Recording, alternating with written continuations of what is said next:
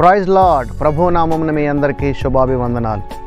దేవుడు ఈరోజు నాతో మాట్లాడిస్తున్న మాట ఏంటంటే రిపెంటెన్స్ అంటే మారు మనసు పొందటం. నీవు మారు మనసు పొంది టర్న్ టు గాడ్, దేవుని వైపు తిరిగి బాప్తిసం పొందుకొని నీ పాప క్షమాపణలన్నీ విడుదల పొందుకొని దేవుని ద్వారా పరిశుద్ధాత్మ యొక్క శక్తిని పొందుకొని దేవుని ఆత్మగా మీరు జీవించండి. మీరు రిపెంటెన్స్ చెందితేనే కానీ మీ యొక్క పాపములు విడుదల కావు. మీరు మారు మనసు పొందితే కానీ మీ అపరాధములు కానీ క్షమాపణ పొందగలుగుతాయి.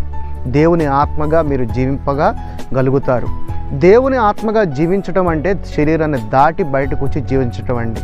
అంటే విశ్వాసము కలిగి మీకు నమ్మకంగా దేవుని మీదే సమస్తము ఆధారపడి దేవుని యందు వినయ భయభక్తులు కలిగి దేవుని మీద విశ్వాసంగా జీవించటమే.